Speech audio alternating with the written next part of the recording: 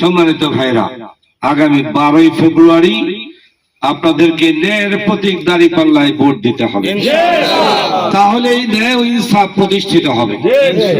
আর সারা বাংলাদেশের নিরাপত্তার জন্য ভবিষ্যতে যারা ক্ষমতায় যাবে তারা যাতে দেশের স্বাধীনতা সার্বভৌমত্ব রক্ষা করে এবং সর্বমহলে সর্ব অর্গানে যাতে কোনো ধরনের অবিচার না হয়, মানুষ যেন নিশ্চিন্তে বসবাস করতে পারে, এজন্য জুলাই সনদের মধ্যে আপনাদেরকে হা ভোটে ভোট দিতে হবে।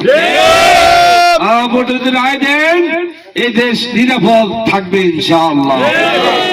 এদেশের প্রশাসন নিরাপদ থাকবে, প্রশাসন নিরপেক্ষ থাকবে, প্রশাসন হয়ে যাবে জনগণের খাদেম, যেটা তাদের মৌলিক দায়িত্ব। কোন সরকার তাদেরকে অন্যায়ভাবে ব্যবহার করতে পারবে না। এদেশের মানুষ ভারতীয় গোলামি থেকে মুক্তি লাভ করবে। আজাদি আজাদি চাই আমরা, গোলামি চাই না। সুতরাং আমাদেরকে ঐক্যবদ্ধ হতে হবে।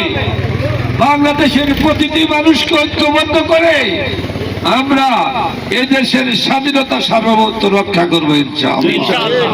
বাংলাদেশ জামায়াত ইসলামীর নেতৃত্বে যে 11 দলীয় জোট হয়েছে, এই 11 দলীয় জোট এদেশের নিরাপত্তার একমাত্র গ্যারান্টি।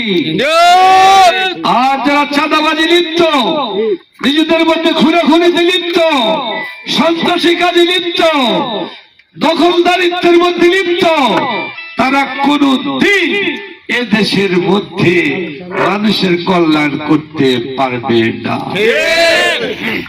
সবশেষে আপনাদেরকে আহ্বান জানাই, আসুন ঐক্যবদ্ধ হই, ন্যায় ও ইনসাফকে আমরা বাংলাদেশে প্রতিষ্ঠিত করি। দুর্নীতিকে লাল কার্ড দেখা। আগামী 12ই ফেব্রুয়ারি দুর্নীতির বিরুদ্ধে, চাঁদাবাজের বিরুদ্ধে, সন্ত্রাসের বিরুদ্ধে লাল কার্ড দেখিয়ে আমরা ন্যায়ের প্রতীক দাঁড়িপাল্লায় ভোট দিয়ে এবং হা ভোট দিয়ে আমরা বাংলাদেশকে নিরাপদ করি। হাফেজ।